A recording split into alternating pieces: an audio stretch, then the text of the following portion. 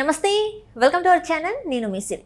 జగన్మోహన్ రెడ్డి గారు అయితే లండన్ ప్రయాణానికి సిద్ధమవుతున్నారు. తను ఒక ప్రత్యేక విమానంలో అయితే తను బయలుదేరడానికి సిద్ధమయ్యారు. అయితే తనతో పాటు ఒక ఐపీఎస్ ఆఫీసర్ వెళ్ళనున్నారని సమాచారం. కాకపోతే తను క్యాన్సిల్ అయిపోయారు. తన ప్లేస్లో 3 డిఎస్పీలు వెళ్తున్నట్టు మనకి సమాచారం ఉంది. దీంతో ఏదో బ్లూ ఆపరేషన్ ఏపీలో జరుగుతున్నట్టు కూడా కొన్ని వార్తలు అయితే వస్తున్నాయి. సో ఇందులో ఎంతవరకు వాస్తవం ఉంది ఏంటి అనేది మనకు వివరించడానికి మనతో పాటు ఉన్నారు ప్రముఖ senior journalist, political analyst C S Rao. నమస్కారం సార్. నమస్తే సార్, ఇప్పుడు చూస్తుంటే జగన్మోహన్ రెడ్డి గారు అయితే ఫారెన్ టూర్ అంటే లండన్ టూర్కి వెళ్తున్నారు. అది కూడా ఒక ప్రత్యేక విమానంలో. తనతో పాటు ఒక ఐపీఎస్ ఆఫీసర్ వెళ్ళాల్సిన పరిస్థితి నుంచి తను ఇప్పుడు అయితే పక్కకు తప్పుకున్నారు. ఆయన ప్లేస్లో 3 డిఎస్పీలు వెళ్తున్నట్టు మనకు సమాచారం ఉంది. అండ్ ఇంకొకటి ఏంటంటే తిని వెళ్తున్న సందర్భంగా ఏదో జరగబోతుంది ఏపీలో. ఇప్పటివరకు అయితే అందరూ చూస్తాం ఎలాంటి పరిస్థితులు ఉన్నాయి, దీనికి మించింది ఏదో జరగబోతుంది ఏపీలో అని చెప్పేసి కూడా వార్తలు వస్తున్నాయి. ఇందులో ఎంతవరకు వాస్తవం ఉందంటారు? సో ఒకటి ఏంటంటే, జగన్మోహన్ రెడ్డి లండన్ వెళ్ళారని అంటే ఇమీడియట్గా గుర్తొచ్చేది ఏంది? చంద్రబాబు నాయుడు రాజమండ్రి సెంట్రల్ జైలుకి వెళ్ళడం, ఇవన్నీ గుర్తొస్తూ ఉంటాయి మనకి.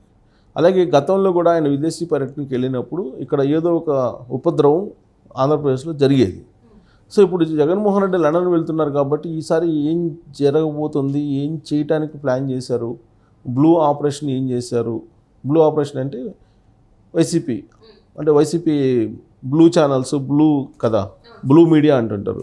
సో కాబట్టి ఈ బ్లూ ఆపరేషన్ ఏం చేశారు, ఆ పార్టీ ఏం చేసింది అనే దాని మీద విస్తృతంగా చర్చ జరుగుతుంది. సోషల్ మీడియాలో జరుగుతున్నటువంటి విస్తృతమైనటువంటి చర్చ అది. ఏ ఉపద్రవం రాబోతుంది అనే దాని మీద. సో ఆయనైతే టూర్కి అయితే పక్కా ఫిక్స్ అయిపోయారు. షెడ్యూల్ కూడా వచ్చేసింది.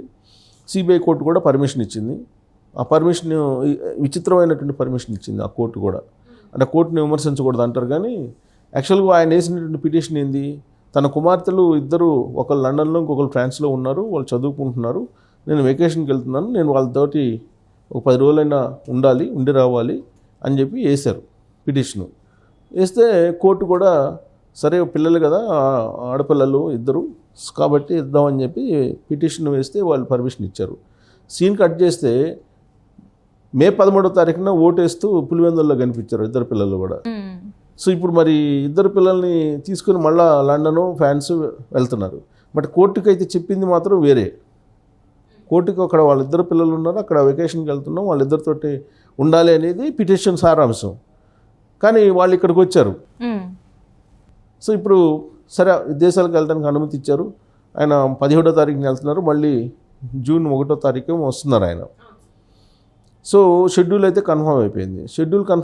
దానికంటే ముందు కోర్టులో వేసినటువంటి పిటిషన్లో ఏం చేశారంటే, సెక్యూరిటీకి సంబంధించి ఒక ఐపీఎస్ అధికారిని తీసుకెళ్లాలని ప్లాన్ చేశారు.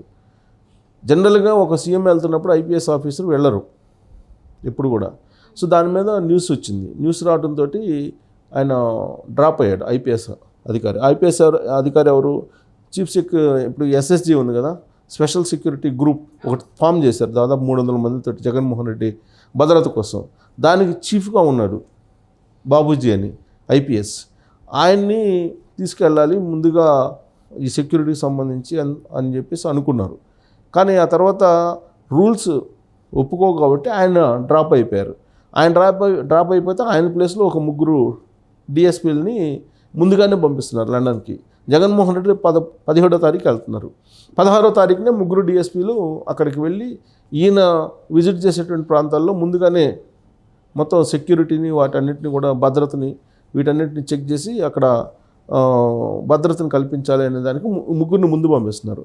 గతంలో ఎప్పుడు కూడా ఏ ముఖ్యమంత్రి విదేశాలకు వెళ్ళినా కానీ ముందుగా అక్కడికి పంపించి సెక్యూరిటీ పర్యవేక్షణ చేసినటువంటి సందర్భాలు లేవు. కానీ ఇప్పుడు జగన్మోహన్ రెడ్డి టూర్లోనే కనిపిస్తూ ఉంది అది. 3 డిఎస్పీలు పంపించి, అది కూడా స్పెషల్ సెక్యూరిటీ గ్రూప్కు సంబంధించినటువంటి వాళ్ళని పంపించి అక్కడికి 3 డిఎస్పీ హోదాలో ఉండేటువంటి అధికారులు అక్కడ పంపించడం, అదంతా కూడా ఆల్రెడీ వాళ్ళకి టికెట్లు బుక్ చేశారు. కేవలం వాళ్ళకి 1,40,00,000 రూపాయలు అవుతుంది. ఆ మేరకు జీవో కూడా ఇచ్చారు. 1,40,00,000 రూపాయలు ఆ 3 డిఎస్పీలు వెళ్ళి అక్కడ సెక్యూరిటీని పర్యవేక్షించడానికి వాళ్ళకి విమాన ఖర్చులు కానీ, వాళ్ళ హోటల్ ఖర్చులు కానీ, లేదా ఇతరతర ఖర్చులకు కానీ 1,40,00,000 రూపాయలు ఇవ్వాలని జీవో ఇచ్చారు ఆంధ్రప్రదేశ్ ప్రభుత్వం. పేద బిడ్డ జగన్మోహన్ రెడ్డి సెక్యూరిటీ కోసం వెళ్ళినటువంటి 3 డిఎస్పీలకి అయినటువంటి ఖర్చు అది. అది కాకుండా జనరల్గా ముఖ్యమంత్రి ఏ దేశాలకి వెళ్ళినా కానీ ఆయనతో పాటు చీఫ్ సెక్యూరిటీ ఆఫీసర్ ఉంటారు. చీఫ్ సెక్యూరిటీ ఆఫీసరు అలాగే పిఎస్ ఉంటారు, పర్సనల్ సెక్రటరీ. ఆయనతో పాటు సహాయకుడు ఉంటాడు, అంటే పిఏ. సో ఇది ప్రోటోకాల్, ఇవి వెళ్తుంటారు. సో ముగ్గురు ఉంటారు. సో జగన్మోహన్ రెడ్డి తోటి ప్రత్యేక విమానంలో PS, PA, chief security officer, వాళ్ళ పిల్లలు, భార్య జగన్మోహన్ రెడ్డి వెళ్తున్నారు. దానికి సంబంధించి స్పెషల్ ఫ్లైట్ని అరేంజ్ చేసుకున్నారు. విదేశాలకి స్పెషల్ ఫ్లైట్లు వేసుకొని వెళ్తున్నటువంటి ముఖ్యమంత్రి పేదవాడు విదేశాలకి ప్రత్యేకమైన విమానాన్ని వేసుకెళ్తున్నాడు. మరి ఆ విమానం ఖర్చు ఎంత అవుతుందో ఇంకా చెప్పలేదు. చెప్తారు. ఆ విమానం కూడా ఖర్చులు కూడా లెక్కేస్తే పర్ డే కొన్ని లక్షల్లోనే ఉంటుంది. సో టోటల్గా సుమారుగా లెక్కేసుకున్నా కానీ ఈ మొత్తం జూన్ 1 వరకు, 17వ తారీఖు నుంచి జూన్ 1 వరకు లెక్కేసుకుంటే తక్కువలో తక్కువ 10 కోట్ల పైన అయ్యే అవకాశం ఉంది ఖర్చు. 10 కోట్ల పైన, 15 కోట్ల దాకా, 10 నుంచి 15 కోట్ల దాకా జగన్మోహన్ రెడ్డి ఈ టూర్ యొక్క ఖర్చు ఉండేట్టు నాకు వస్తుంది. ఇప్పటికే 3 డిఎస్పీలను పంపించినందుకు వాళ్ళ హోటల్ ఖర్చు కానీ విమాన ఛార్జీలు కానీ 1.5 కోటి డ్రా చేశారు సుమారుగా. అది కాకుండా ప్రత్యేక విమానంలో వెళ్తున్నటువంటి పిఎస్కి కానీ, పిఏకి కానీ, లేదా జగన్మోహన్ రెడ్డికి కానీ, జగన్మోహన్ రెడ్డి సతీమణికి కానీ, వాళ్ళ పిల్లలకి కానీ ఇవన్నీ అయ్యే ఖర్చు 10 నుంచి 15 కోట్లు ఉంటుంది. ఇది ప్రభుత్వం ఖర్చా లేదా ప్రైవేట్ ఖర్చు అంటే ప్రభుత్వ ఖర్చే అని చెప్పి జీవోలు ఇచ్చారు. ఎంత అవుతుందనేది తర్వాత చెప్తారు. ఒక ముఖ్యమంత్రి వెకేషన్కి వెళ్తున్నా అంటే అది ప్యూర్గా ప్రైవేట్ ఇష్యూ, అంతే కదా. ఆయన ఫ్యామిలీ ఇష్యూ, ప్రైవేట్ ఇష్యూ. వాళ్ళ ఫ్యామిలీతోటి విహారయాత్రకు వెళ్తున్నటువంటి ఆయన అఫీషియల్గా ప్రభుత్వం నుంచి డబ్బులు ఎలా తీసుకుంటారు? అసలు తీసుకోవడానికి లేదు కదా. మరి వీళ్ళ ఎట్లా తీసుకుంటాడు? ఇప్పుడు ఆయనతో పాటు వెళ్తున్నటువంటి వాళ్ళు మనం తీసుకుంటే కనుక 3 చీఫ్ సెక్రటరీ అలాగే పిఏ వాళ్ళు వెళ్తున్నారు. ఎగ్జాక్ట్ ఫిగర్ చెప్పాలంటే విదేశాల్లో తిరిగేందుకు వాహనాలు, వీసా ఛార్జీలు కలిపి హైదరాబాద్కి చెందిన హన్స్ హాలిడేస్ అనే ఏజెన్సీకి ప్రభుత్వం ముందుగానే భద్రతా అధికారులు ఎవరైతే 3కి వెళ్ళారో వాళ్ళకి 1,33,00,000 ఇచ్చేశారు. పేమెంట్ అయిపోయింది ఆల్రెడీ. హైదరాబాద్లో ఉండేటువంటి కంపెనీ హన్స్ హాలిడేస్ అంటారు ఏజెన్సీ పేరు. మరి అది ఎక్కడదో, అది ఎవరికి సంబంధించిందో మరి ఇంకా రావాలి. తర్వాత MA tours and travels India private లిమిటెడ్కు 6 లక్షల రూపాయలు విడుదల చేసింది. ఇది ఆ 3 కోసం. సాధారణ పరిపాలన శాఖ ఆల్రెడీ ఇష్యూ చేసింది. సరే, వీళ్ళు వెళ్ళేటువంటి ఖర్చు జనరల్గా ఎలాగూ ఉంటుంది. సో 3 అదనపు సెక్యూరిటీ అధికారులను పంపి వారి ఖర్చులకు ప్రజాదరణ మాత్రం వినియోగిస్తున్నారు.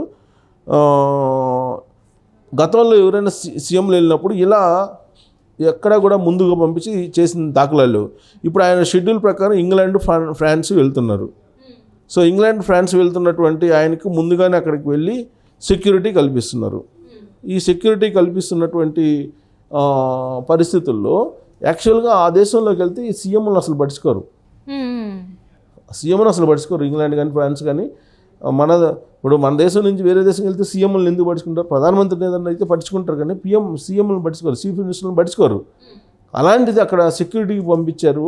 ఇప్పుడు ఆ సెక్యూరిటీ ఖర్చులే 1,40,00,000 అయిపోయినాయి. ఇప్పుడు వీళ్ళకి పర్సనల్గా ప్రత్యేక విమానం వేసుకొని వెళ్తున్నారు.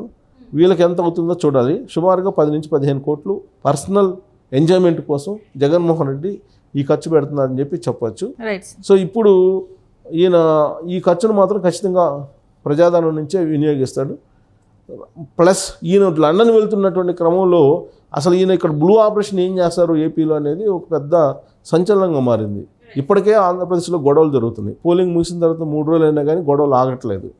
మరి ఈయన లండన్ వెళ్తున్నాడంటేనే ఒక రకంగా ఆంధ్రప్రదేశ్ ప్రజల్లో ఆందోళన మొదలైంది. సో ఆ బ్లూ ఆపరేషన్ ఏంటి అనేది ఆయన లండన్ వెళ్ళిన తర్వాత